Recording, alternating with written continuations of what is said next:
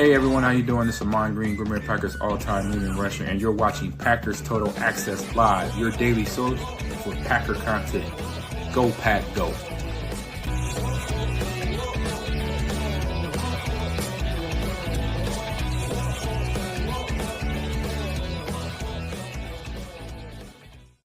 What's up, guys? Welcome into Packers Total Access. My name is Clayton. You can check us out on packernet.com. Find me on Twitter at Packers_access. We are live on YouTube, X, Rumble, and Facebook as well.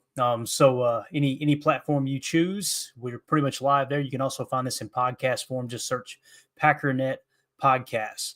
Anywhere you get your favorite podcast. We're flying solo tonight, probably going to be like that for the entirety of the show, as everybody had way better plans than to hang out in here with us and talk ball this evening. Obviously, it's Easter weekend.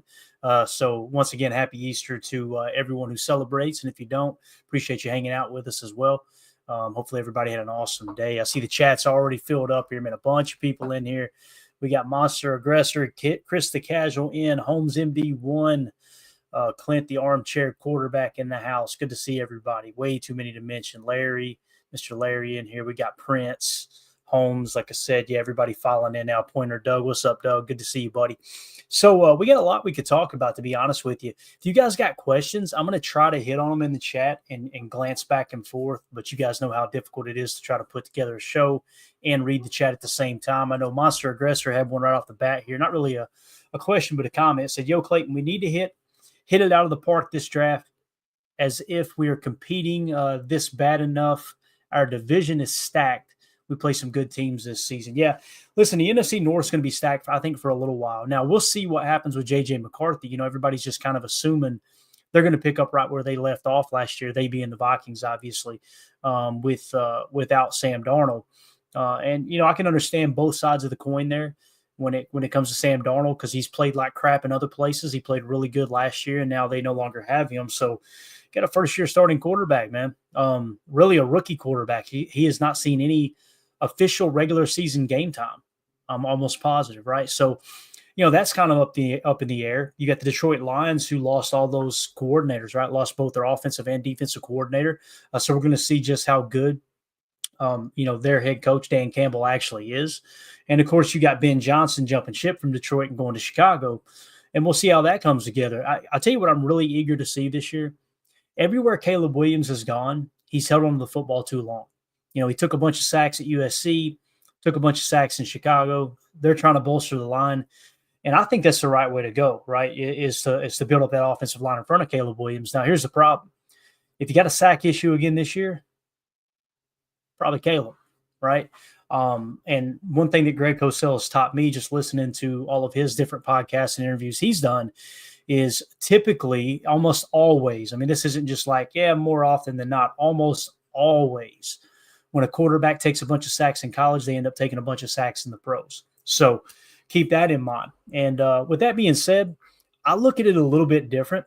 You know, I look at the Packers just need to take care of business this year. Really, it has nothing to do with the divisional opponents, in my opinion. You got to take it one game at a time. You know, the Packers won 11 games last year, made the playoffs, right? One of the hotter younger teams, right, in the league, in my opinion. So, you know, you get into this whole caught up in, well, we need to win the North. We need to win the North. Absolutely, that's where it starts. You want to win the North, but the goal is to go 1-0 every week, right? And the old, Mike McCarthy and other head coaches over the years have always said, You want to go 3-1 each quarter of the season. Now, obviously, there's an odd game added in there with there being whatever it is now, 17 games. So you'd like to win that 17th game as well. But you go 3-1 each quarter, you're going to look up at the end of the season and you're in the playoffs, right? The old adage of win 10 and you're in. Now it kind of feels like probably 11 maybe is what you want to shoot for just to be safe. And Packers hitting that 11 mark last year, being the youngest team in the league. So I say all that because I guess I just look at it a little bit different. I don't look at it like you got to win the division. I look at it like you need to win as many ball games as you can. And if you're the wild card going in, so be it, right? The goal is to qualify for the playoffs and go out there and try to take care of business. So I look at that a little bit different, I think, than most Packer fans, honestly, or most NFL fans in general. Pointer Doug said, would you think that Malik would be on the block to move up in the draft? Quarterbacks in the draft seem weak. So would there be so there be the best value we can get for him.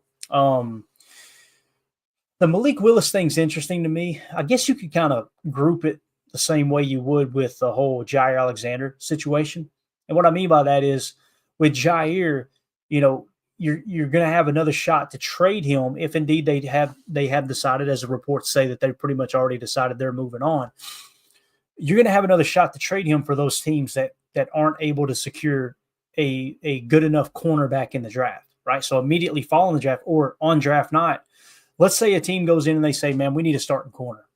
And they come out of the first 2 rounds and go, dang, the board didn't fall the way we needed to. Let's go give our 3rd round pick for Jair Alexander. I think the Packers would absolutely accept that.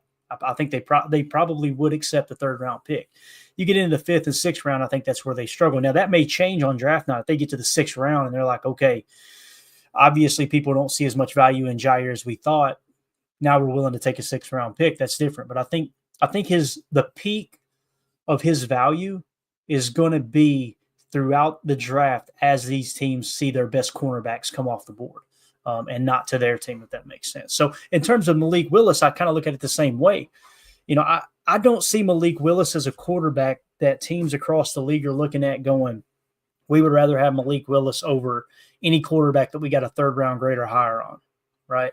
So maybe there's a situation where a team goes, we didn't really feel that need, and let's say we see Malik Willis as worthy of a 5th round pick, then maybe they ask the Packers about that. You guys know I've been pretty adamant about how I feel about Malik Willis. I want him on the team unless somebody will offer a 2nd round pick, and I don't see that happening. I think his value as a backup is way more than a 4th round pick or a 6th round pick. I would much rather not have an extra 5th round pick or whatever it is, and have Malik Willis, a guy who proved last year that he can go out and win ball games if Jordan Love does get banged up. And I don't know, I just remember all the old days of being a Packer fan and always having to worry about, damn, what are we going to do if Aaron Rodgers goes down? The season's over, right? And now we find ourselves in this unique situation where if Aaron Rodgers does miss a game or two, or 6 games, you don't feel like the season's over. Malik Willis showed, and kudos to Matt LaFleur. Matt LaFleur has shown, hey, I can build a game plan, a run-heavy game plan around this backup quarterback. So that's kind of how I see it. Now, again, back to your question, would you think that Malik would be on the block to move up in the draft? I think just about everybody's on the block, to be honest with you. If a team comes calling for a player, we've seen it with Rasul Douglas, right? I disagreed with the Rasul Douglas trade at the time, and I kind of still do, simply because, and that's just remove the fact of who we drafted there. I can't remember who it was we drafted. For some reason, I want to say Tucker Kraft comes to mind, but I'm not 100% sure on that. But that 3rd round pick, what came down to there was Goody planned on keeping him, and then someone offered a 3rd round pick. The Bills did, and it's like, man, that's too good to pass up, right? So there may come a point with Malik where, I don't know, the value is just going to be too good to pass up on, if that makes sense. So no, don't worry about it. Pointer Doug says, sorry, Clayton, my English isn't very goodly, buddy. My reading skills suck. So we're on the same page there. It's all good, man. All good. All right, so I think we got pretty much everything in there for the most part. Let's jump into some stuff I wanted to cover tonight. I wanted to hit this the other night, and we ran out of time. Ari Miroff put a tweet out here, and I'll zoom in on the tweet, and then we'll go back to the list.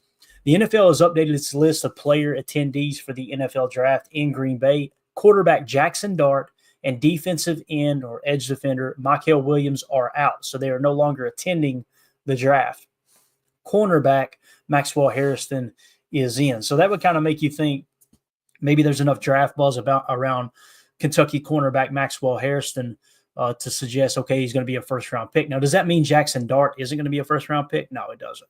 Same thing with Mykel Williams. I would be very surprised if Mykel Williams was not a 1st round pick in this year's draft, to be honest with you. And when I look at Mykel Williams, just to kind of see where he's at on our board, I want to say we had him a little higher. Yeah, we've got him in the 20 spot. The Packers had a top 30 visit with him. They met with him earlier in the offseason as well, I think at the combine maybe, and he meets the athletic threshold. So it doesn't mean Mykel won't be taken in the 1st round. It might mean, hey, maybe he was unable to attend, let the NFL know, and that's why they changed plans, right? That could have been it as well. So let's look at the actual list here. This is the entire list of players who are going to be at the draft. So quarterback Cam Ward, no shock there. I think he's going to be the number 1 pick. We'll do a little mock draft. We're going to do a couple mock drafts tonight, and I'm going to show you guys a new tool that I found that's really cool. It's called the Draft IQ Cheat Sheet, and it's really neat how they put it together over at NFL.com. But anyway, Cam Ward, I think he'll go number 1. Jalen Milroe is interesting because some people were saying, hey, he may go to the Steelers at 21, I think is where they pick. Other people were saying, no, he's a slam dunk second-round pick. And just because these guys are at the draft doesn't mean they were invited only because they're going to be first-round picks or they're thought to be first-round picks. We've seen it in the past. Players will slide to the second and third round and still attend the draft, even the ones that don't fall dramatically like Aaron Rodgers did. So Jalen Milroe is very interesting to me. You guys know I've got him as the 3rd best quarterback, and I think I'm the only person on the face of the earth that has him as the 3rd best quarterback. Running back Ashton Gianti goes without saying. Wide receiver cornerback Travis Hunter, another one that's going to be a top 5 pick in my opinion. Wide receiver Matthew Golden, had the fastest 40, I believe, if I remember correctly, fastest 40 at the combine. So I think he'll be a first-round pick, just about guaranteed. Ted McMillan, same thing. I think he'll be a first-round pick.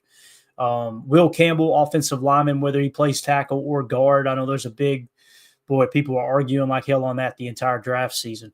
I think he'll definitely be a first-round pick. Josh Simmons, I think, will be a first-round pick if the knee checks out. You get those top 30 visits in and out, and you got to make sure that knee checks out if you're going to use a first-round pick on him for sure. Tyler Booker, interior offensive lineman. That's an interesting one. I don't know if he'll be a first-round pick or not. I want to say we're a little lower on him. We've got Tyler Booker in the 38 spot. We've actually got Matthew Golden in the 37 spot as well.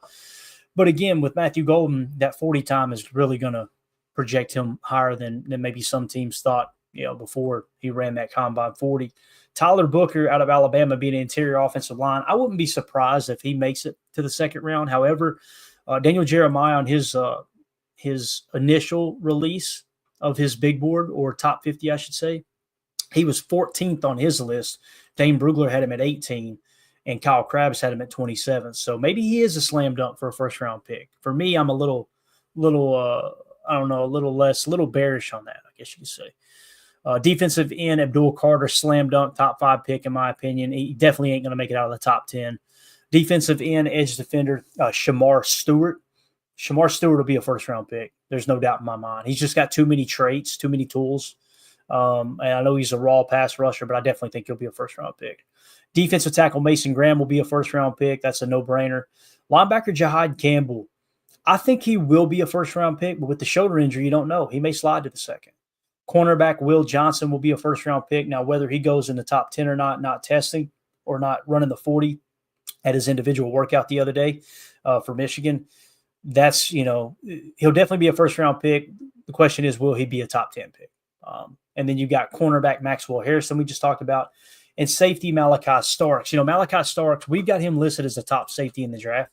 He's 23 on our big board. I think there's a really good chance he is a first-round pick. Nick Emenwore crushed the combine, right? Greg Cosell loves Nick Emenwore. I got the vibe that Nick Emenwore, safety out of South Carolina, was Greg Cosell's favorite safety in the draft. So there's a chance he goes in the 1st round. And then, of course, you got Xavier Watts out of Notre Dame in the 36th spot. Didn't test as well, obviously. Greg Cosell really likes him, though, just talks about he's always around the ball, that type of thing. So those are the guys that, again, not those latter 2 safeties, Xavier Watts and Nick Emenwore, they're not invited to the draft, but obviously Malachi Starks is. And being in the 23 spot, I think it's pretty safe to say he's probably going to be taken in the 1st round as well. So since we're on the subject here, why don't we go ahead and pull up our big board. I want to show you guys and gals what we've been working on here. And Emilio stayed up really, really late last night putting together the horizontal board. So here you've got the vertical board, right? We've talked about this. We pulled information from this the entire time throughout the draft process. And you guys know, anybody who's in our Patreon group, you can scan the QR code in the upper right to join our Patreon group, or just go to patreon.com/Packer Fan Total Access. And you'll have access to this draft board. So we got the legend over here to the right showing you what all the emojis and the colors mean. We've pretty much got all the bases covered. We got it narrowed down to a handful of prospects that really line up with what the Packers like. Shamar Stewart in the 15 spot, Walter Nolan in the 19 spot, TJ Sanders in the 39 spot, Trey Amos in the 46 spot. You got Jordan Birch in the 62nd spot. Then you got to go down a little ways here. You got Anthony Belton. He was a top 30 visit and a Senior Bowl participant. He's in the 115 spot. Ty Felton, I was really impressed with Ty Felton's write-up when we dove into the scouting report on him. He's in the 120 spot as well. Like I said, a handful of guys that are on the Packers short list there. Now, you remember Emeka Egbuka, we've been kind of talking about he's more or less like the favorite wide receiver to go to the Packers, seeing that Ted McMillan will probably not be there. Now, the Packers met with several wide receivers there that are going in the first round or projected to go in the first round. The reason Emeka Egbuka is not lit up in the gold or the spade is because he wasn't a Senior Bowl participant. And listen, there's nothing he can do about that. Everything else, though, he checks the boxes. Captain Patch met with the Packers early in the process. He also had a top 30 visit. He meets the athletic threshold. You've seen the famous picture of Goody standing right there on top of him doing the vertical as Emeka Egbuka was doing the vertical at the Ohio State Pro Day. It seems like he is on Goody's short list of wide receivers. So appreciate the kind words there, Coach. I'm trying to glance throughout the chat as I'm talking here. But, the board's come together really, really well, man. It was really cool to show Emilio how I build the board. And then, I just expected him to kind of be able to help out here and there and maybe throw in, oh, yeah, we can do this because he's real familiar with spreadsheets. Man, he's crushed it. What an asset he's become in draft season. But, yeah, the board has come together really, really nicely here. Now, I'm going to show you a couple other features on the board. And like I said, you guys have access to this in the Patreon group. We can go now. Like if we just go top 30 visits, we've shown you guys this a couple of times. There's all your top 30 visits. The target emoji represents the top 30 visits, right? So you got a list there now of 25 people. Easton Butler thinks there's going to be 2 or 3 that'll probably become public before the draft gets here. I hope he's right. I think last year we got to 28, and then we learned about the other 2 after the draft. So hopefully we'll get as much information on there as we possibly can. So there is your top 30 visits, right? You can also sort in here. You can go just the cheese, which includes the top 30 visits as well. That's all the players that the Packers have shown interest in. 155 prospects out of 562 that are on our board. 155 the Packers showed genuine interest in meeting at some point in the process, right? So that's another cool feature here on the board. Now, the one that I want to highlight, though, if you group it by tier, you hear us talk about tiers. This is how GMs work the boards, okay? And it may be a little bit difficult for you guys to see it here on the stream. Hopefully not. Let me go full screen for you just a second. So you'll notice if you can see my cursor, hopefully you can, all right?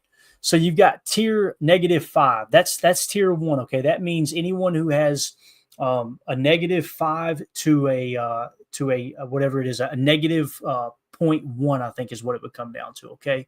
So that's that top tier, low number wins. And then in tier 0 is basically 0 to 4.9, okay? And when we get to the horizontal board, we did it in increments of 10, and we'll talk about that here in a second. So you've got in the top tier, Ashton Gianti and Abdul Carter, right? And then you go one tier down, you got Travis Hunter, Mason Graham. The next tier down, you got a pretty good cluster here. You got Ted McMillan, Will Campbell, Cam Ward, Armand Membu, and Ty Warren, okay? Then you go to the next tier, and there's only 3 in that tier: Will Johnson, Colson Loveland, and James Pierce Jr. Go down to the next one. You got a pretty good cluster right here: Kelvin Banks, Kenneth Grant, Shamar Stewart, Jahdae Barron, Shedeur Sanders, Mike Green, and Walter Nolan. So that's just kind of give you an idea of how the tiers work on our board, right? Now, let me show you the horizontal board. And Emilio stayed up real late last night doing this. You guys, I'm pretty sure you'll have access to this when he posts a new link once we get everything kind of buttoned up here. But this is what's really cool.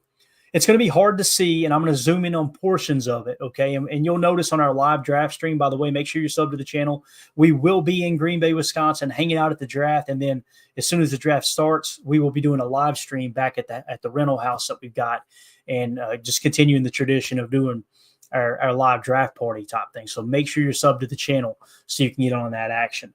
And also be a member of at least the $3 tier on Packer on the the Patreon group as well, because we're going to be doing some giveaways that night. It's going to be really, really cool. We also got a really cool mock draft contest going on, which it's so cool seeing everybody's mock drafts start to file in. It's a lot of fun keeping up with that. So anyway, let's go to the horizontal board. Now it's going to look wonky for a second. You ready?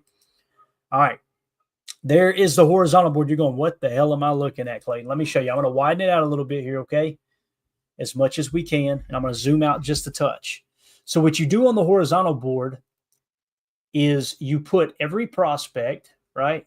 Put every prospect on the board, and you'll notice at the top of the page, and I'm going to zoom in just a second. I just want you to see how wide it is. Notice up here at the top, quarterback, running back, wide receiver, tight end, offensive tackle, interior offensive line, defensive line, edge defender, linebacker, corner, then safety. Okay, so you've got the positions running horizontally from left to right. Now, as we zoom in, you'll notice these players in the order of which they are graded on our board, right?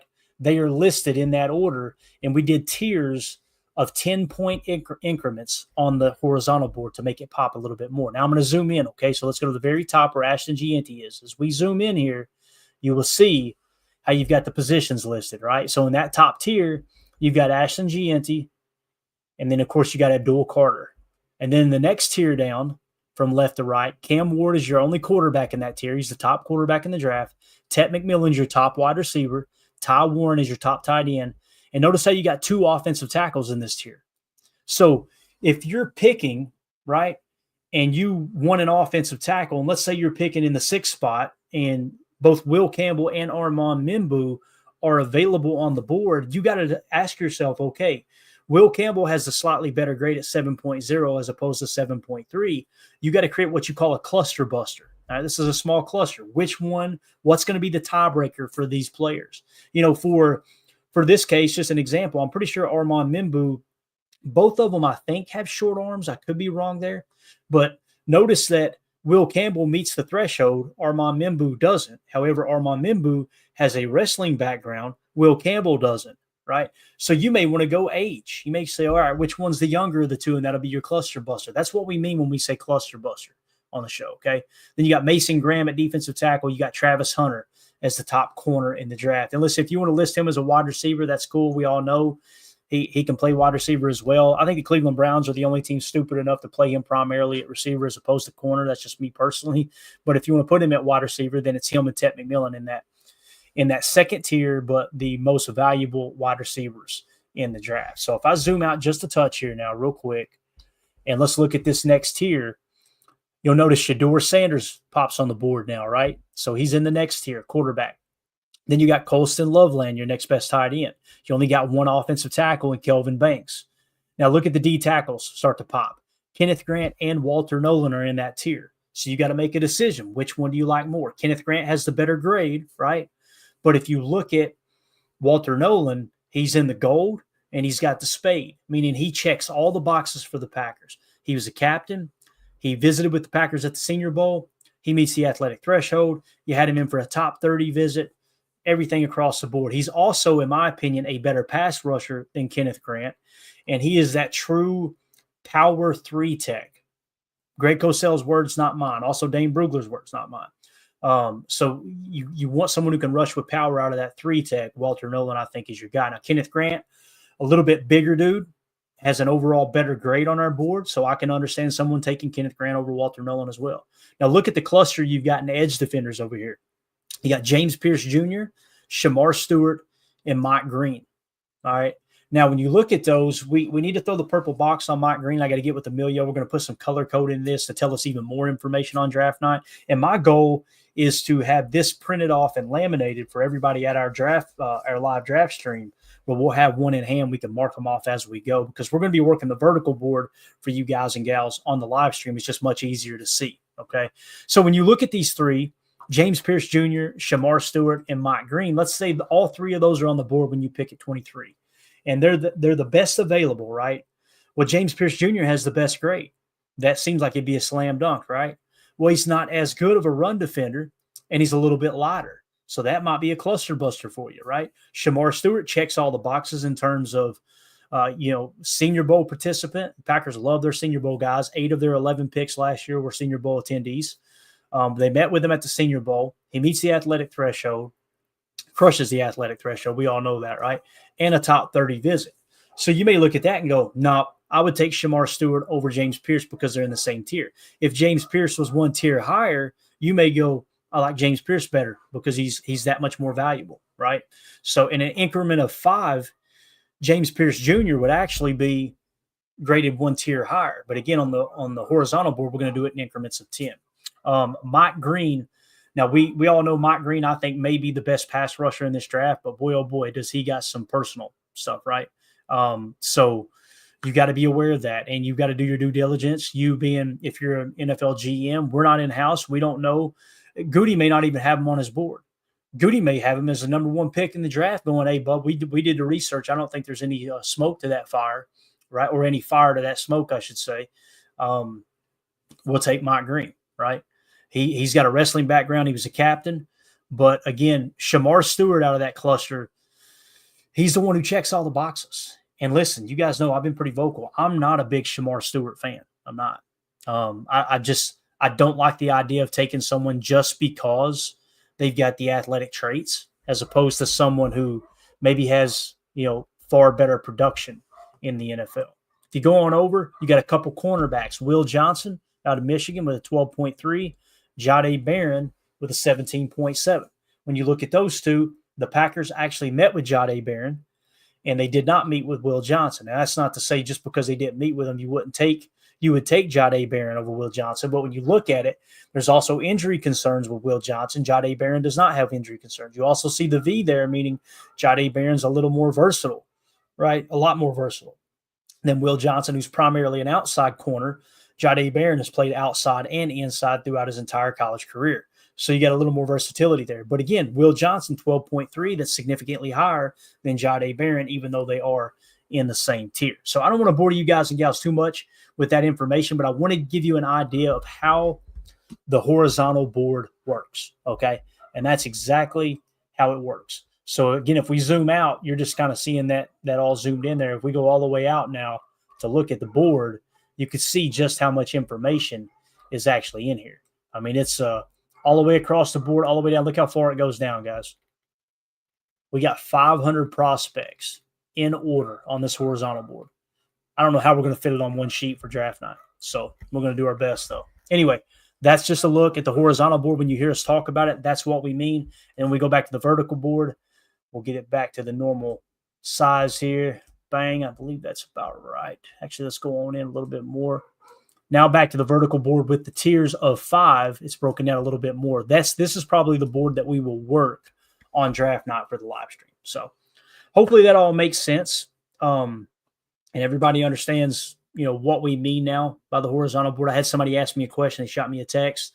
Joseph, I think was the name, and was like, hey, I heard y'all talk about the horizontal board. What do you mean there? There's a little visualization of what the horizontal board is. Okay, so there you go with that. Now let's move along here to, I don't know where I guess I disappeared forever. There we go. All right, which would be fine with me. Let's move along to a little bit of content we wanted to hit tonight. Read a mock draft from Chad Reuter over at NFL.com, and we put a little article together. I try to keep the articles from getting too wordy. I just want to give you guys the information and share it along here. But the latest mock has the Packers trading up in the first round. So this was Chad Reuter that did a mock draft for NFL.com. It's my understanding he's been pretty accurate in the past. But, people do so many mock drafts. It's, it is what it is. Peter Schrager, in my opinion, is the one you want to watch for. Dude crushes it every year. I mean, absolutely crushes. I'm not saying he's the best of the best. I'm sure you can find some draft Nick on a lowly website that, and I mean that with all due respect, that probably has a more accurate mock draft than Peter Schrager. But Peter Schrager is so plugged in with all 32 teams. He's built these relationships, these working friendships with people like Sean McVay and other head coaches and GMs that he's just got the inside information for sure. So now, as we scroll down, here is what happened with Chad Reuter's mock draft. As the 2025 NFL Draft approaches, anticipation is building for how teams will shape their futures. In the latest and most comprehensive projection, NFL.com's Chad Reuter delivers a gripping 7-round mock draft packed with bold predictions and strategic trades that could redefine franchise. It was released on April 18, 2025. Reuter's mock draft forecasts 5 first-round trades. 5. That kind of took me off guard a little bit because everybody's saying most of these teams, if anything, they'll want to trade down. It's just going to be hard to find a partner and want to trade up because once you get outside of the top 10 picks, man, it's like between 10 and 40, the prospects are pretty much the same. And I love seeing that come into focus because Daniel Jeremiah talked about it right off the bat when he first started diving into the research for the draft this year. Former NFL scout Daniel Jeremiah, he said, man, I think he said from 20 to 60, take your pick. Everybody kind of looks the same, right? Well, now as you get closer to the draft and more information comes out, it feels like it's 10 to 40 is that sweet spot. That's why we're always looking to trade back when we do mock drafts for that very reason, right? Is because you can get just as good or almost as good value trading back 5 picks because you're still in that sweet spot from that 10 to 40. As long as you stay underneath 40, you're in a good spot to still get an equal talent around that spot. Or who knows, maybe a better talent falls to you. You trade back, pick up some draft collateral, and still get someone who projected higher than where you originally thought you were going to be able to land someone. So those 5 first-round trades really kind of caught me off guard. Surprising top 10 selections and a flurry of offensive talent grabs, including quarterbacks, running backs, and wide receivers from the New York Jets, lending a new signal caller to the Dallas Cowboys, doubling down on offensive firepower.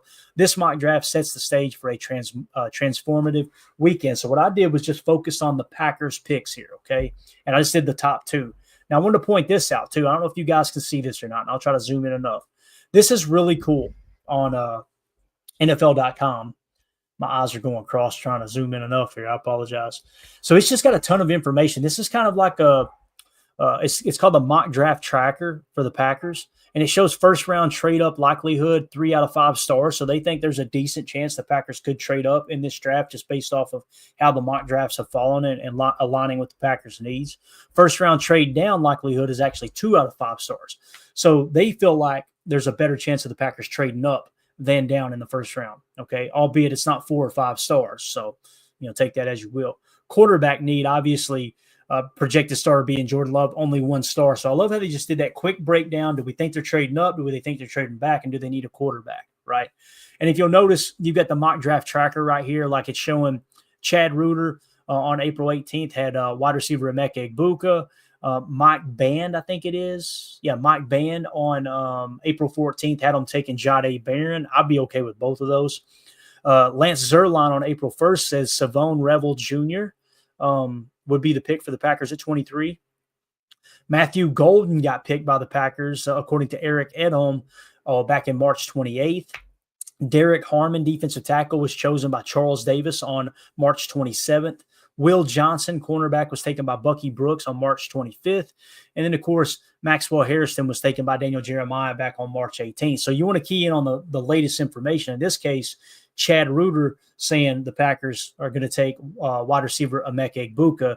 And then the recent one before that, just 4 days prior, was Jahdae Barron, cornerback out of Texas. Okay, so I love that little setup there. And if you'll notice over here, if you go to the website, you can see round 1, it shows Packers draft targets, projected 2025 first round big board. It shows the players that they think the Packers would be interested in the most. Okay.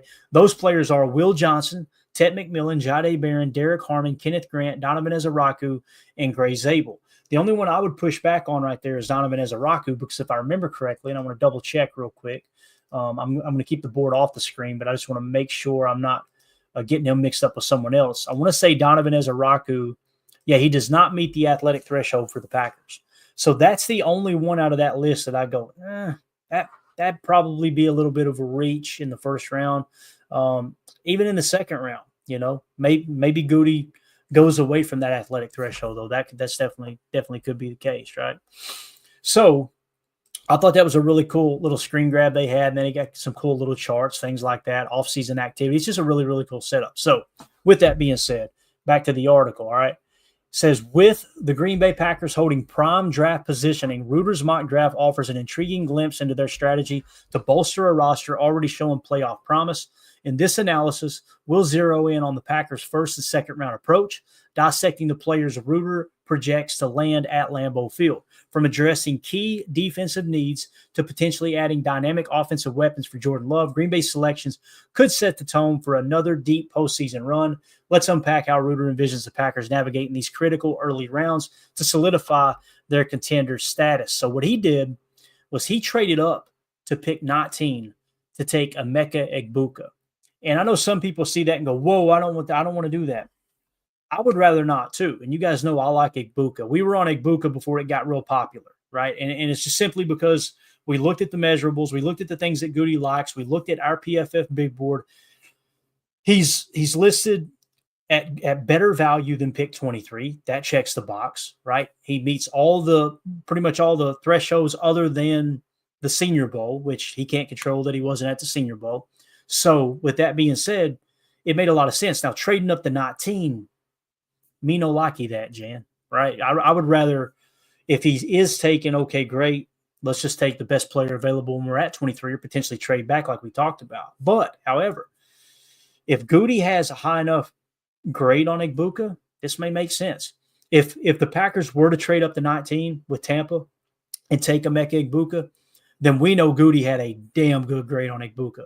Probably a tier, maybe 2 tiers higher than they may have had on anyone else there around the 23 spot, or maybe a tier higher than we even have on him. And again, we've got him, sitting pretty nice on our board here. So it says we haven't seen the Packers draft a receiver in round 1 since 2002. I want to talk about that for a second. Everybody always brings that up as if it's like this horrible thing, right? Here's what's crazy, man.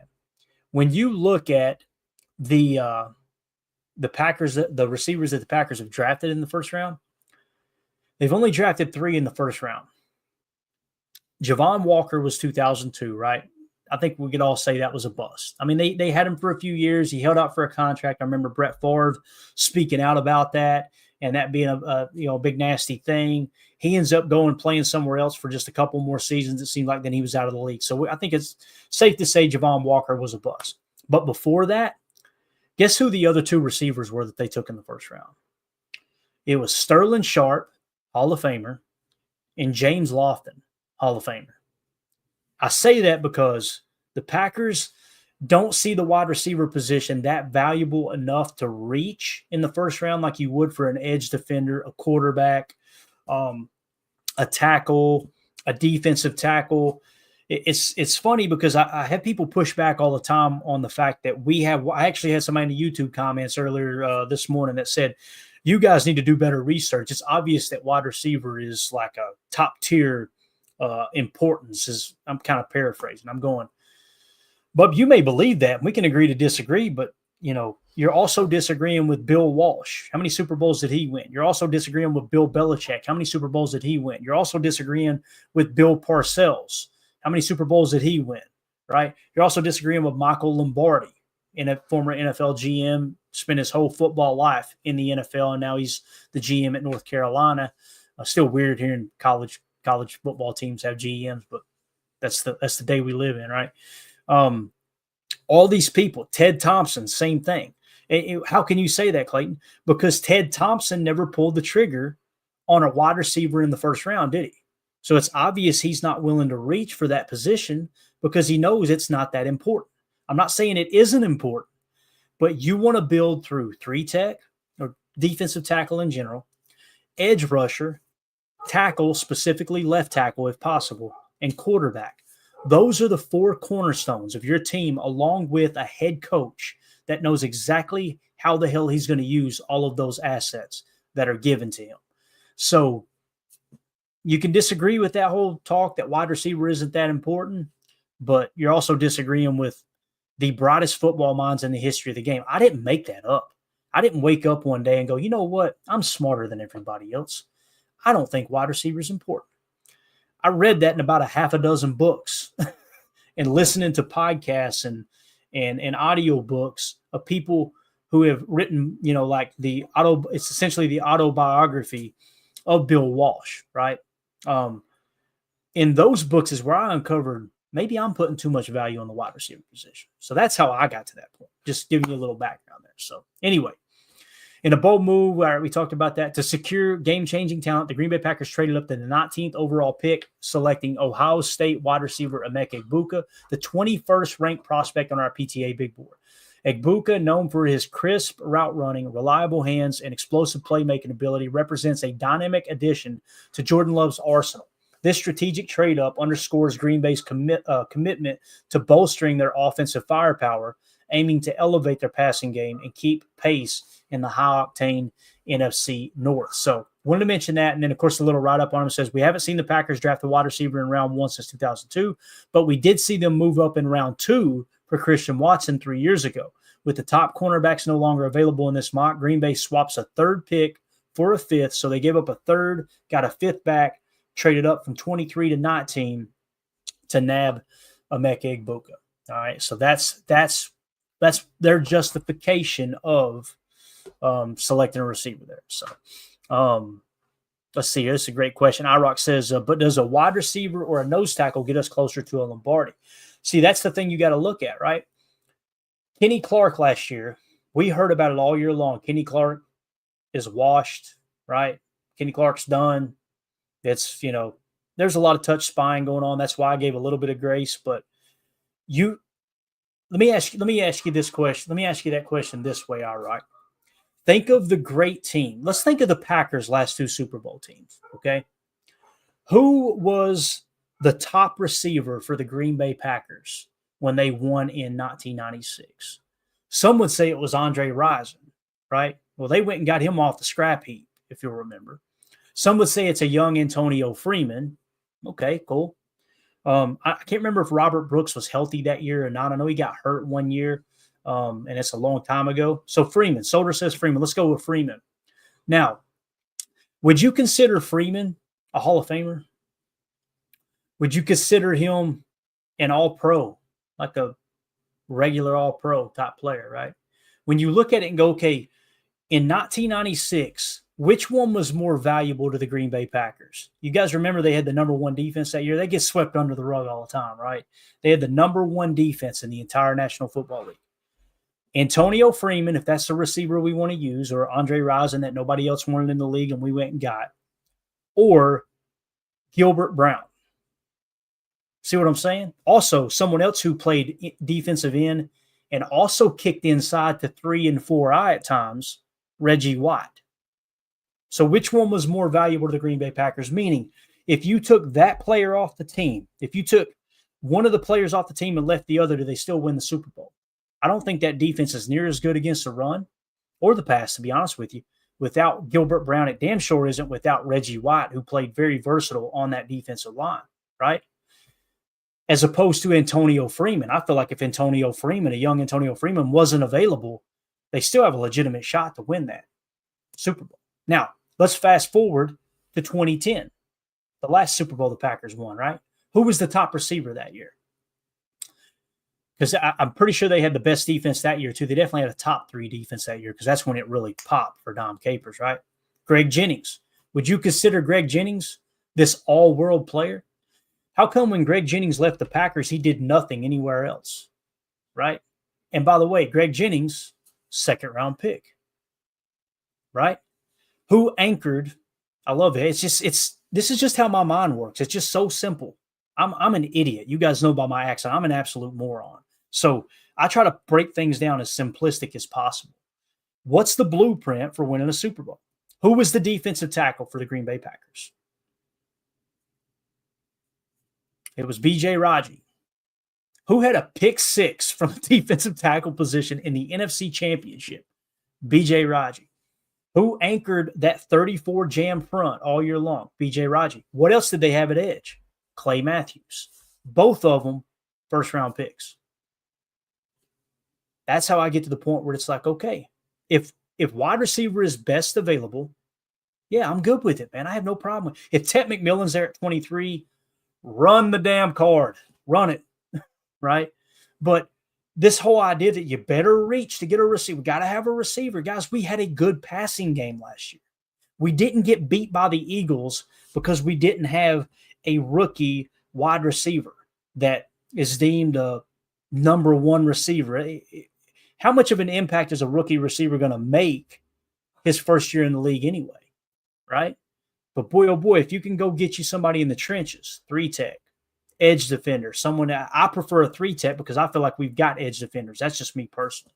We were 8th in the league in sacks last year, and it wasn't because the defensive tackles were so good. So, with that being said, and this is great, Solder says things that have changed since 2010.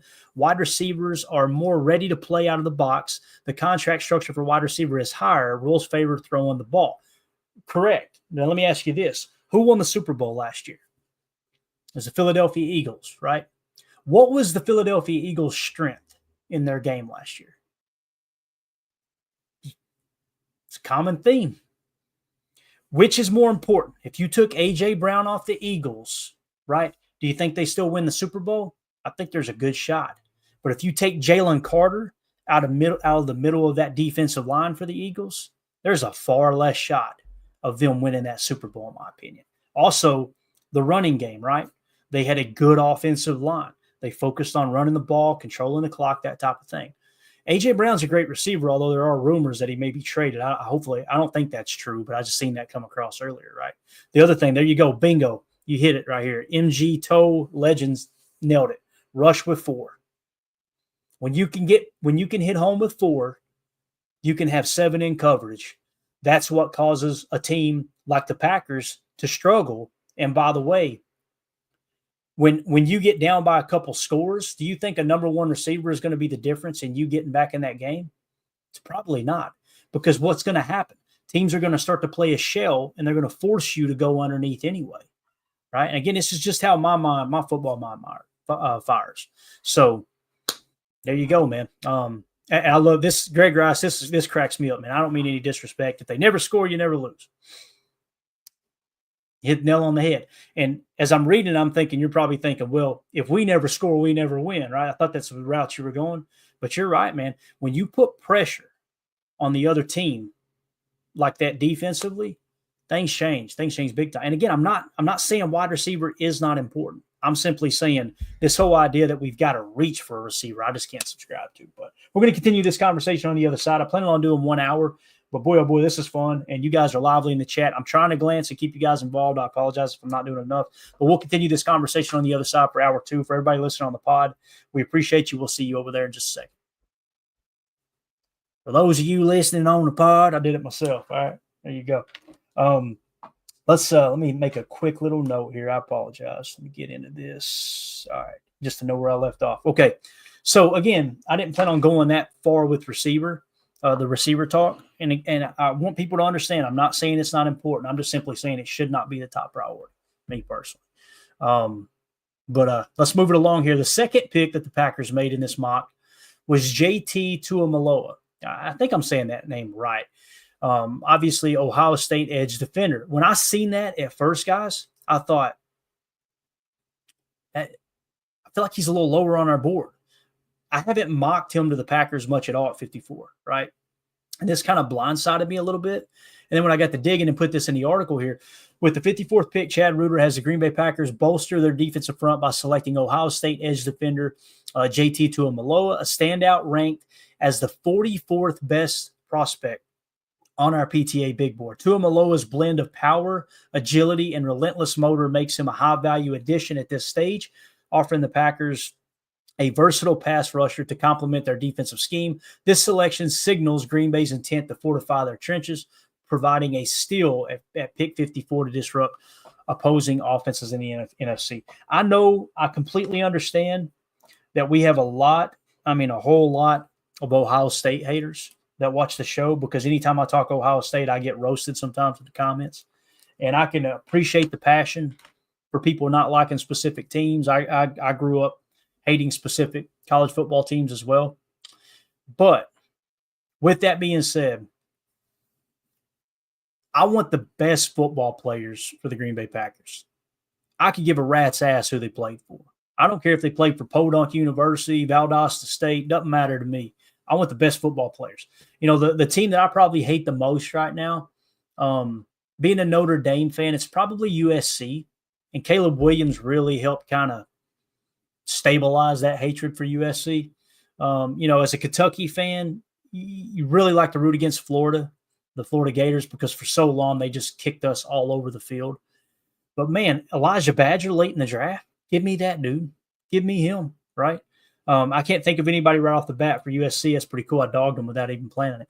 I can't think of anybody for USC that I would want right off the bat here, but that's kind of how I see it. So I understand the hatred for Ohio State, but this Tuamaloa, the fact that he was 44th on our board, I went, why has that never lined up for us? Maybe it's because in most mock drafts he's going a little earlier than that. I don't know, or going too early that he's not there at 54. But I thought that was interesting. What do you guys think about Tuamaloa at 54? I want to get the chat's take on this, and I'll try to weave it in here, at least read it myself here after the stream. I wanted to get your all's take on that because that's one that hasn't really popped up to me much, for sure. Let's see. Rod in the chat says, I have a feeling that Badger will go much earlier than we think. I'd say you're probably right, Rod. We can't be the only knuckleheads that stumbled onto him with the success against man coverage and the drop rate, right? Like there's going to be other people that like him probably a lot higher than we do. And again, he's lower on our board because you guys know how our board lines up. There's multiple reasons why he's down there that low. But when you look at the man coverage in the hands, there's a lot to like there. Do You Rant says JTT is legit at 54. I'm glad I'm not the only one seeing it. Again, it kind of caught me off guard, man. John Smith says not the worst pick. All right, cool. All right, let's see here. The Monster Aggressor says, I want Nolan or Grant first round and then edge. Let's just create monsters up front. I mean, that's the blueprint. That's the blueprint that the Eagles have set in motion, right? So I would be totally on board with taking a 3-tech in the first round. But again, I'll be okay with Egbuka at 23. People are going, Clayton, you just spent the whole show saying wide receiver isn't as important as some people make it out to be. True. But when the value's there, when the board lines up, yeah, you could take it. So it's totally cool. But if Kenneth Grant's there and he's significantly higher on the board than Egbuka, Ted McMillan's the only wide receiver that I would like over any defensive tackle in this draft, me personally. Really any other position in this draft, outside of like we talk about, like an Armand Mimbu falling, boy, I would run the card on that one, me personally. There's several different players that, probably 3 or 4 that I go, yeah, I would take them over Ted. Ted's one that I really like Ted, man. I do. And again, you guys know we done a deep dive on the whole, him not liking to watch film. I love how people still keep bringing it up, but they're failing to mention. They always conveniently leave out he said that after his freshman year 2 years ago when the kid was whatever he was, 19 years old. And he didn't say he doesn't watch film. He said he doesn't enjoy watching film. Okay. Yeah, take him off the board. That blew my mind. So, again, man, I think somebody like Tet or Egbuka I would be totally on board with for sure. Let's see here if anybody else on Tuamaloa. Here we go. Let's see here. Here's a little bit of Tuamaloa talk. Deadfish says Tuamaloa was high on Baz's edge analysis. Good stuff, man. Good stuff there. H.E. Soder says Tuamaloa feels a lot like LVM. Let me look at our board real quick because you may be onto something there, Soder. Let me just check real quick. We got him in the 44 spot. Let me go ahead and drop this down. Actually, we're done with this. Let's get that out of here. Hopefully, y'all enjoyed that little write-up. I think it's cool to see other people's mock drafts like that and just kind of see where they've got certain guys. So, JT Tuamaloa, when we look at why he is in the spot that he's in on our big board, okay, 2022, he was 183rd at his position. 2023, he was 191st at his position, took a step back. And then in 24, he jumps all the way to 31st at his position. So really, really good PFF grade in 2024. PFF Big Board at the end of the college football season had him in the 43 spot. Consensus Big Board had him at 53. Daniel Jeremiah had him at 49. Kyle Krabs had him at 60. Dane Brugler had him at 41. He's a 9+ RAS. I think I can see where you're coming from there, but the only way I would push back there, Soder, it doesn't really feel like LVN to me because of that PFF grade, and the fact that, like I said, Daniel Jeremiah having him in that spot. And again, we're talking about 54, right? We're not talking about 23, but I'd have to do a little more digging, Soder. I'd like to see what his pressure rate and all that stuff is because obviously that's not baked into the board. We just got the grades and the rankings and everything, but you may be onto something there. If anybody knows his pressure rate and his sack totals, let us know in the chat. I'd like to know. But again, with Tuamaloa, he meets the threshold. He was not a Senior Bowl guy. He was a team captain, right? The Packers have not met with him, but that could be one of those guys that, hey, they didn't even need to meet with him. We like what we see there. Let's don't tip our hand. Could have been the case as well. So, all right. So there you go. A little Tuamaloa talk from that mock draft. Now let's move on to the next thing here. We're going to do a different kind of mock draft here. I want to do a regular one, but I thought this was interesting. Okay. And I want to get your all's take on it too. This is called the Draft IQ cheat sheet. Now, it may be a little hard for you guys to read here. I'm going to try to zoom in as much as I can. Okay. And here's what Next Gen Stats is powered by Next Gen Stats. It's over NFL.com. This was really interesting to me. So the way they've got it set up is they've got each team where they're picking, right, in order. Titans, Browns, it's from left to right and then working from top to bottom. Titans, Browns, Giants, Patriots, Jaguars, everybody in order. And what they did was they put, and it says pick the player you think each team will draft based on Mike Van's projected big boards. So they did a projection of a short list of a big board at each of these picks that they think these teams would be interested in. All right.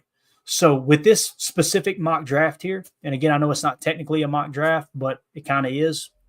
We're going to walk through the first round real quick. So with the Titans, they got 3 players they think they would be interested in taking here. And can you guys see this? Make sure, let me know in the chat if you can see this, okay? I want to make sure you can read these names. If you can't, I can go full screen. Actually, matter of fact, let's just go full screen and make it a little easier. So with the Titans, it's Cam Ward, Abdul Carter, and Travis Hunter. I think they're going to go Cam Ward, so let's go ahead and make that selection. Now, notice here with the Browns, they've got Cam Ward, Travis Hunter, Abdul Carter, and Shedeur Sanders. So when we take Cam Ward now is off the list for the Browns. See?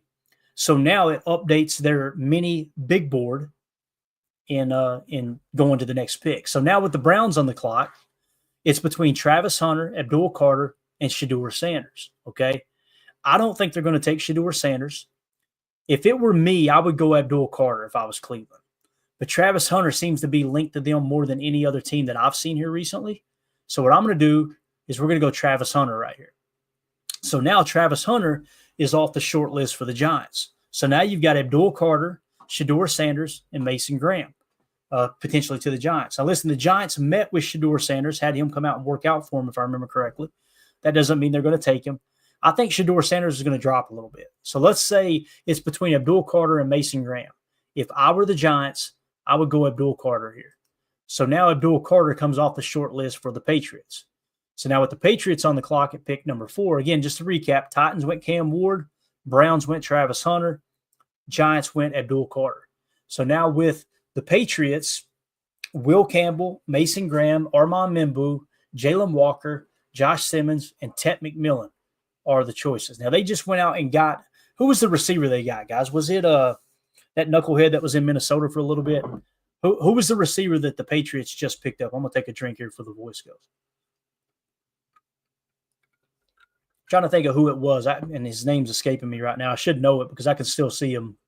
He's shown his ass everywhere he went. Buffalo, then I think to Houston, and now I think he's with the Patriots. I know you guys know who I'm talking about. Anyway, I think they're probably not going to go receiver here. And Stephon Diggs. Thank you, Chris. Appreciate you, buddy.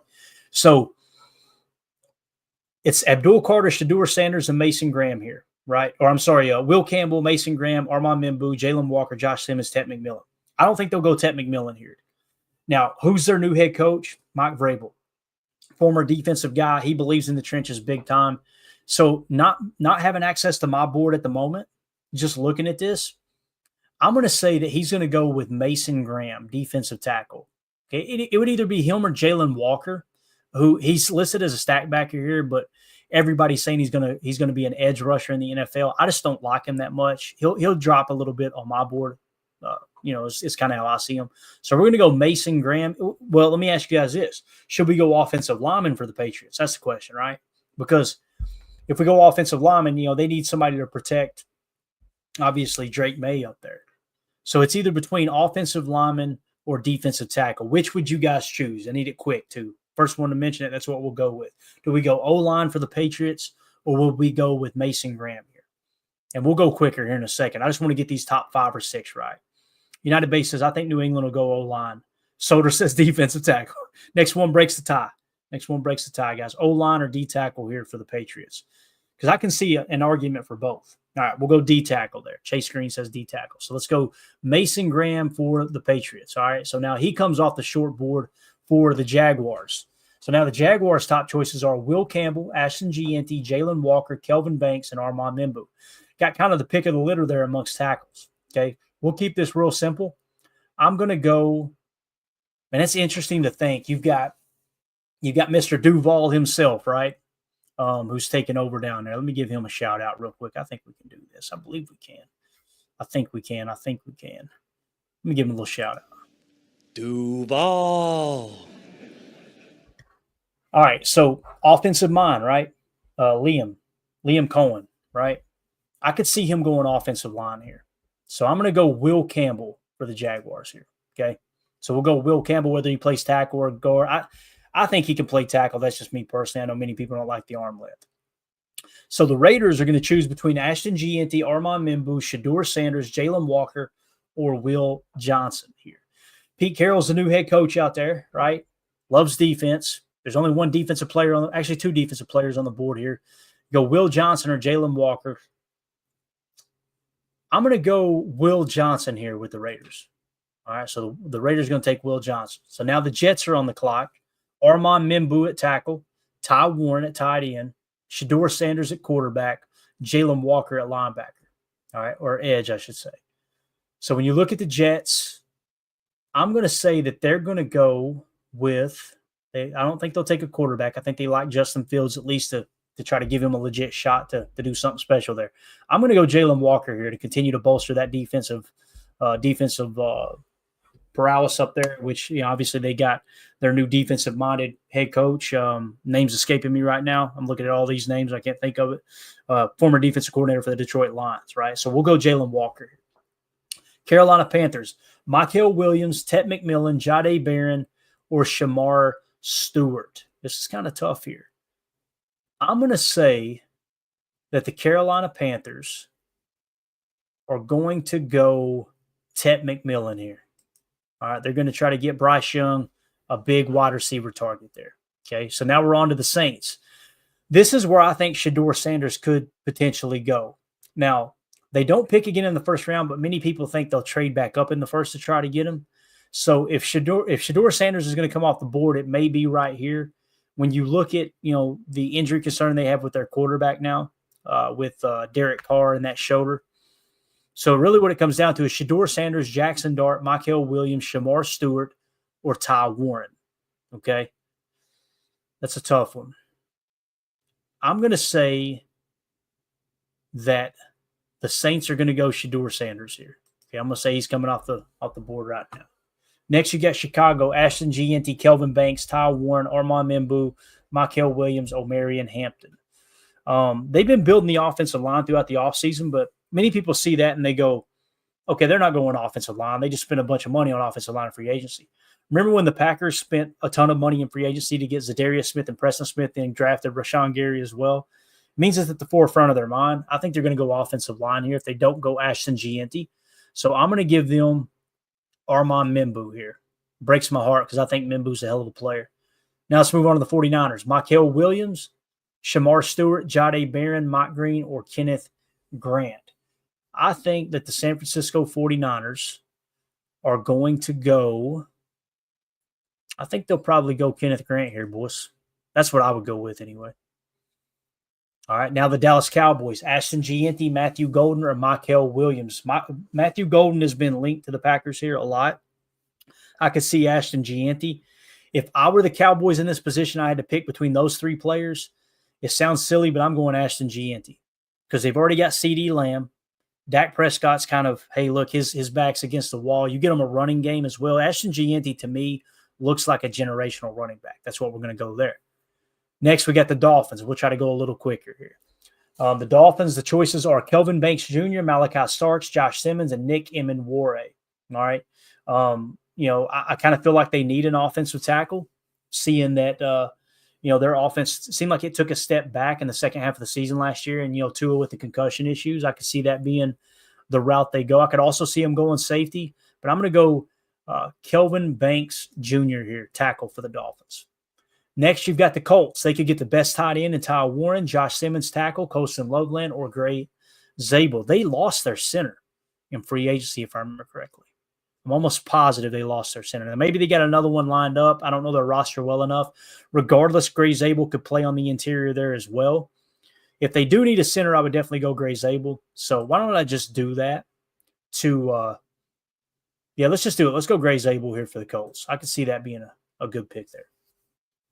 Falcons, Mike Green, Shamar Stewart, Mykel Williams, Jahdae Barron, and Nick Emenwore. What would the Falcons need here? I'm trying to think of who their coach is. Defensive-minded coach, right? Young coach under Sean McVay. His name's escaping me right now. I could see him going defense here. Would it be Jahdae Barron or edge? Get kind of your pick of the litter at edge here.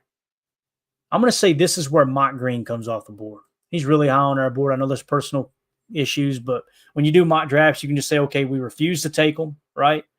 But you don't know if teams actually are removing them from the board or not. So we'll go Mike Green here. Arizona Cardinals.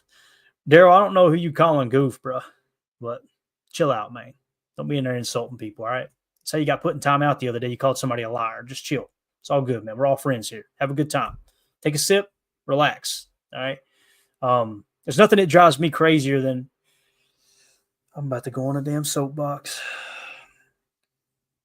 Like, don't do it. Like, people are plugging into the show to relax. They're plugging into the show to hang out. They're plugging into the show to just kind of, hey, man, let's have a good time here, do a little mock draft, talk a little Packers. We don't need to be in the chat insulting each other, all right, man? Let's just act like grown-ups, okay? That's coming from the biggest kid on the face of the earth. Bramble says, bring it in. Yeah, it just drives me crazy. Like, let's just get along, people, please. Arizona people on the podcast are going, I got to go watch the YouTube show, see what was said.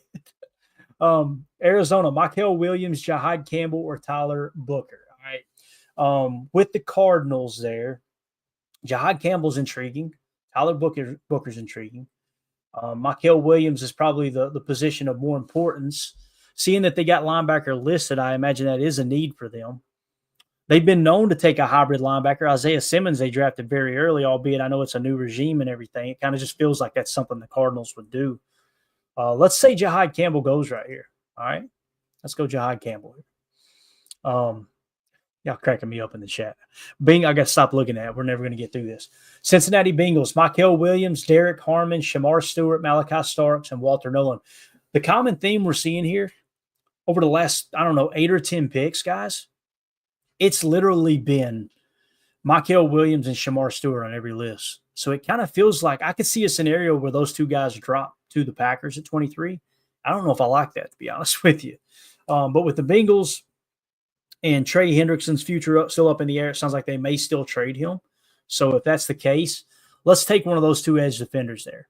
We've got Shamar Stewart significantly higher than Mykel Williams, so I'm going to say the Bengals are going to go with Shamar Stewart here. All right. Seattle Seahawks, they went and got our boy Sam Darnold. I feel like they need to protect him if it makes sense on the board. You got Tyler Booker there. Many people see him as a first-round talent. That would make sense here. Nick Emenwore, safety, that would make some sense there as well. Colston Loveland tight end. Emeka Egbuka has entered the chat along with Matthew Golden here and Malachi Starks. So if you were to go with a safety here, we've got Malachi Starks higher than Nick Emenwore. If you go offensive line, it would be Tyler Booker. And seeing that he's the only offensive lineman available, kind of feels like there's a short list for those. So let's go Tyler Booker here for Seattle. Next, you got Tampa Bay, Mykel Williams, Jahdae Barron, Malachi Starks, and Nick Emenwore. I hate to do this, but if I'm Tampa, I can see the value being so good here according to our board. Hands down, the best player available here is Jahdae Barron. So we're going to go Jahdae Barron to Tampa. Breaks my heart. I was really hoping he'd fall to the Packers. So Denver Broncos, Ty Warren. That's still the best tight end in the draft, right, guys? Let me scroll up. Pretty sure. Ty Warren. Yeah, Ty Warren is the best in the draft. Man, that would give Bo Nix a great target. Also, Sean Payton loves his tight ends. Remember Jimmy Graham days, right? That makes all the sense in the world. We're going to go Ty Warren to the Broncos here. Next, you've got the Pittsburgh Steelers. Jackson Dart, Derek Harmon, Mykel Williams, and Omarion Hampton. They need a quarterback, right? Jalen Milroe has been linked to him. They may go quarterback. They may go Jalen Milroe in the second round. I think last I heard the over-under was 2.5, and I don't know what bookie had it. But if the over-under on quarterbacks taken in the first round is 2.5, I would definitely take the over, me personally. We're already at 2 with Shedeur Sanders going earlier to the Saints. So I'm going to say Jackson Dart here to the Steelers. All right. And they get their quarterback of the future. Again, I could see them doing that in the second round with Jalen Milroe. Or who knows, man? They may take Jalen Milroe at this pick, but he's not an option here in this particular mock. Next, you got the Chargers, Colston Loveland, Matthew Golden, and Derek Harmon, defensive tackle. We know, guys, remind me where Derek Harmon played college. It's Oregon, right? So it wasn't Michigan. I was thinking, did he play for Michigan? Where did Colston Loveland play college football? That was Michigan, right? Who's the head coach with the Chargers?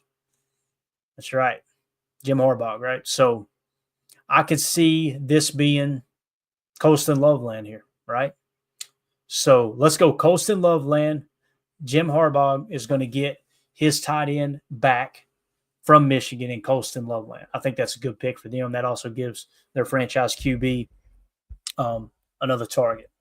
So now here we are, Green Bay Packers on the clock. Here are the only 2 options it's given us. Chris Ian's going to love this, by the way. Did Harmon start there too? Michigan State, Clayton. Harmon started there. Okay, gotcha. So, yeah. All right. Now, I was thinking of Colston Loveland at Michigan. But, yeah, I was asking because of Harmon. At first, I was like, no, it was Kenneth Grant and Mason Graham that was at Michigan. That's the reason I was asking. But, yeah, Colston Loveland obviously playing for Michigan. So the 2 top choices here, according to this, we can't – guys, we're not allowed to select anybody else. We got to choose between Derek Harmon and Donovan Ezaraku here, right? So when we look at those 2, okay, let me put my draft board over on the other screen here real quick so I can get both of them up. Derek Harmon on our board. And by the way, I don't like these 2 choices. I wish we had other choices. Not that I don't like these 2 players. I just don't like having to choose between these 2 in this spot. I'd probably trade back. Although Derek Harmon's in the 25 spot, Donovan Ezaraku is in the 31 spot. Donovan Ezaraku was a captain, and he met with the Packers, and he was a Senior Bowl participant. However, he does not meet the threshold, and he was not a top 30 visit, right? Derek Harmon only meets the threshold, but that could be one of those players Goody's on. I'm going to stick to our board here and go, we're going to go Derek Harmon. He's 25th on our board. Yep, 25th on our board. And he's a few spots higher, 7 spots higher than Donovan Ezaraku, who's in the 31 spot, so 6 spots higher. So we're going to go Derek. Actually, I want the chat. You guys let me know here. Would you rather have, make sure I'm not off my rocker here, just one word, just the name. Tell me who you would rather have. If you've already topped it, please top it again for me, okay? Derek Harmon, just say Harmon or Ezaraku. Harmon or EZ, let me know here.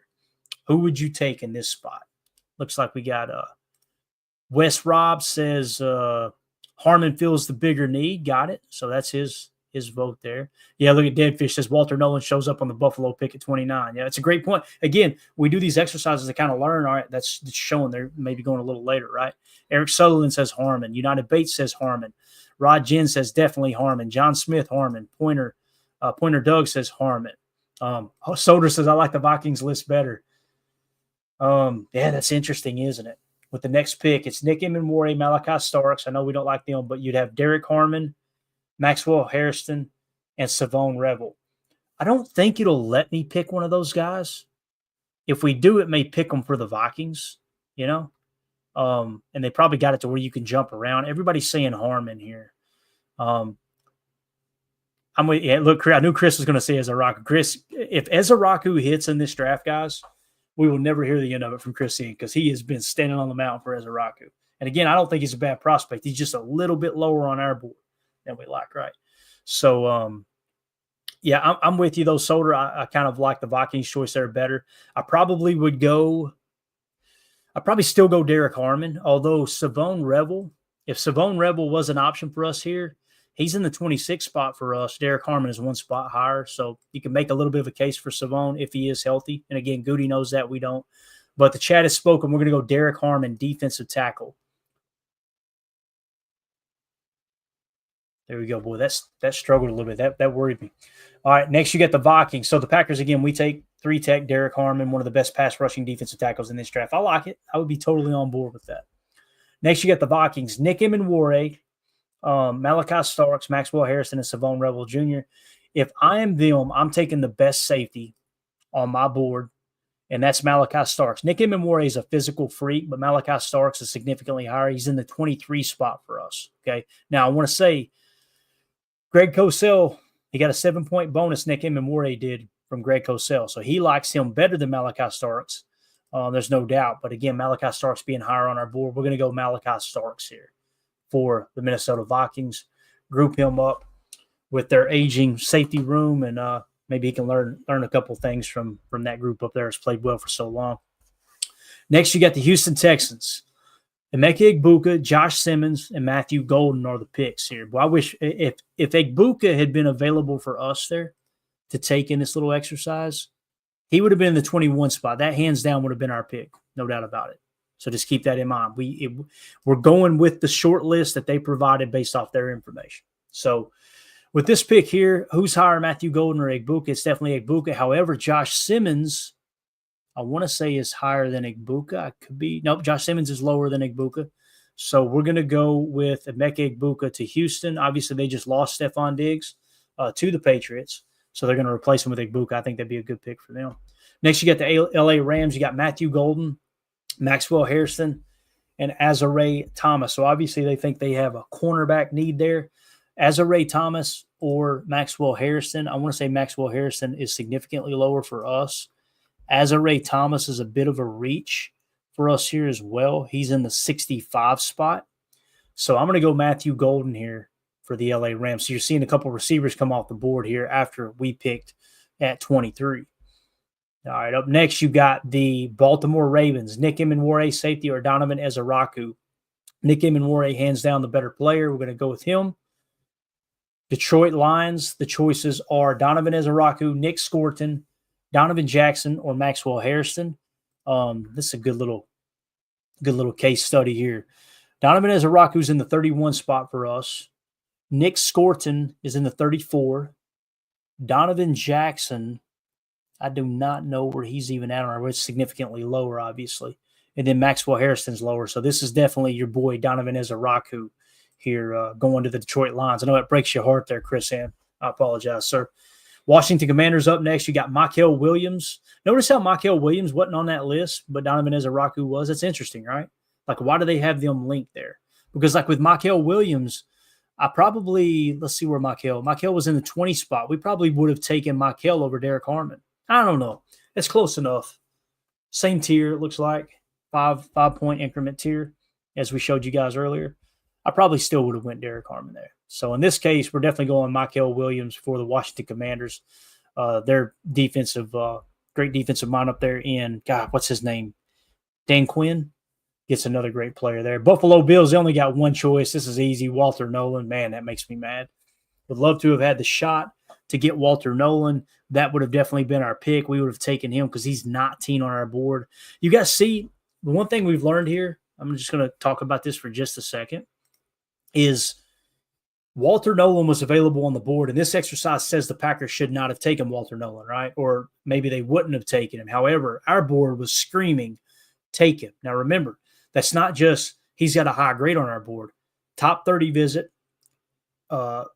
Senior Bowl visit, played in the Senior Bowl, dominated in the Senior Bowl, meets the athletic threshold, team captain, everything across the board. Like, the closer we get to the draft, Walter Nolan's my dude, man. Like, that's the guy that, like, when we get to 23, if Walter Nolan's on the board, our board is going to scream, take Walter Nolan. It really is. Unless one of these other guys on our board that's in the gold and the spade, like Shamar Stewart. Shamar Stewart's the guy that according to the gold standard and the spade on our board would suggest, hey, this is the dude that you should take.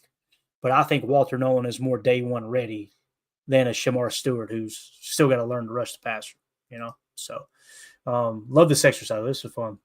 Kansas City Chiefs, Josh Simmons or Luther Burden the third. After seeing Patrick Mahomes running for his life the entire time, we're going to give him Josh Simmons here during the Super Bowl, I meant.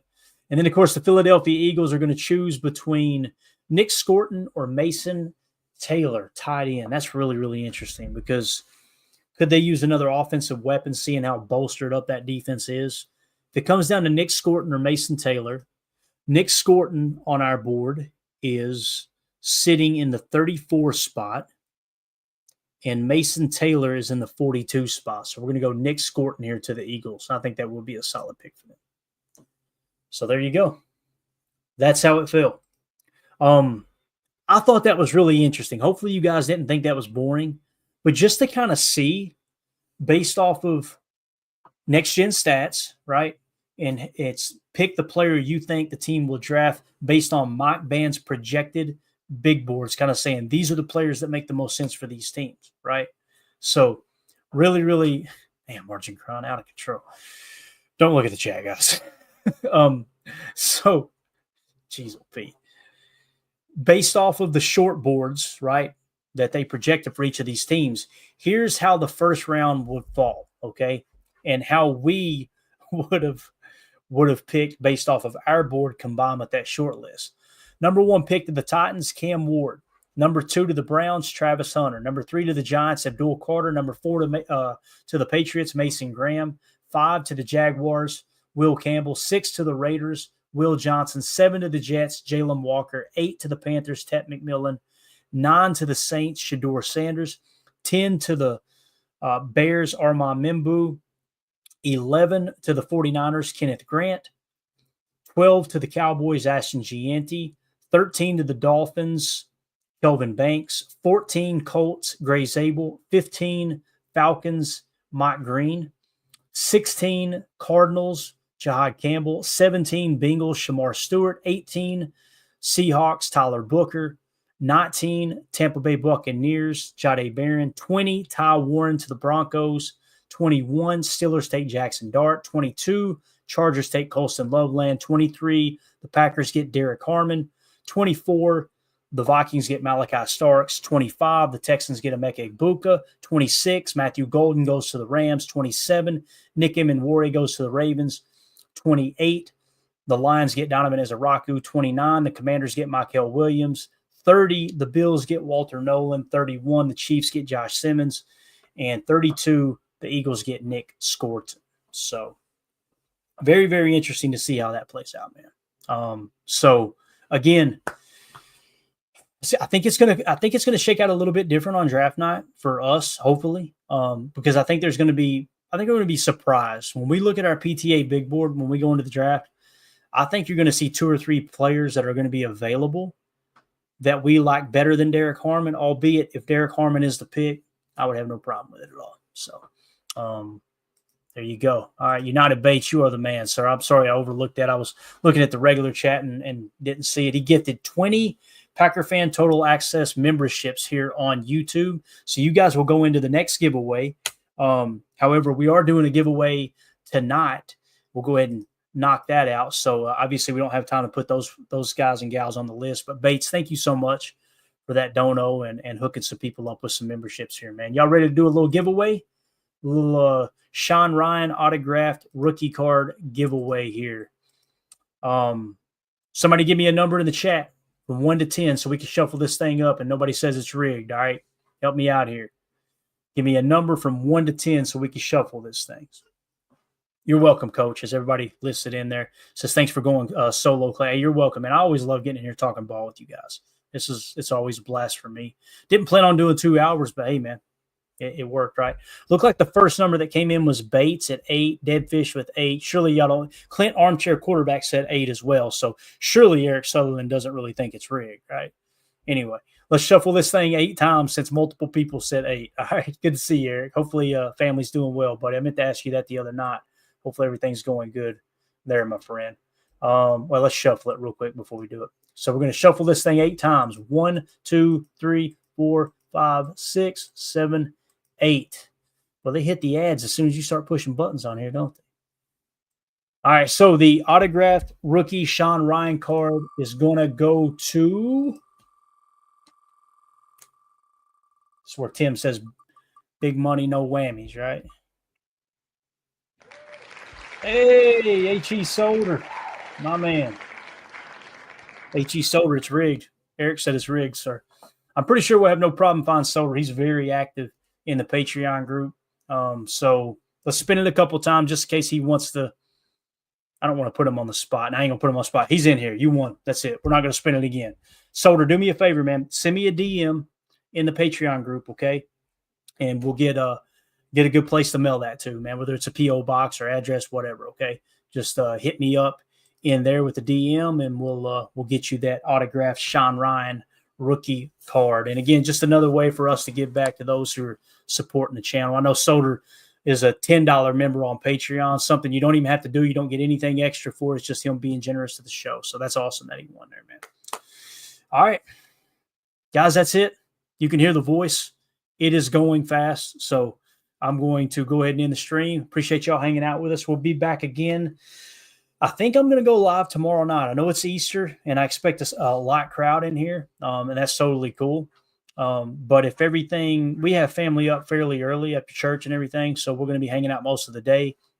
If I'm not exhausted from chasing the nieces and nephews around and throwing the football around with ice on the shoulder, then we'll go live at 7 p.m. Central for a little Easter Sunday stream. But y'all hit the like button for us on the way out. Again, if you want to join our Patreon group, it's absolutely awesome in there. Just the level of communication we got, all the different chats. It acts as a message board. We're also putting articles up. Everything that we show on the show, you can find in there. You can go back and read it yourself.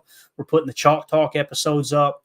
Got a lot of cool stuff going on over there. What's really cool is once we get past the draft, we're going to do Chalk Talk episodes breaking down each prospect. Now, we can't do it on YouTube, but what we're going to do is we'll kind of tee it up on YouTube, let everybody know, hey, we're going to stay live on Rumble and X for Chalk Talk. And then as soon as that's over, I'm going to upload them to Patreon so you guys will have access there as well. Just another perk to being in the Patreon group. So, again, everybody, thank y'all so much.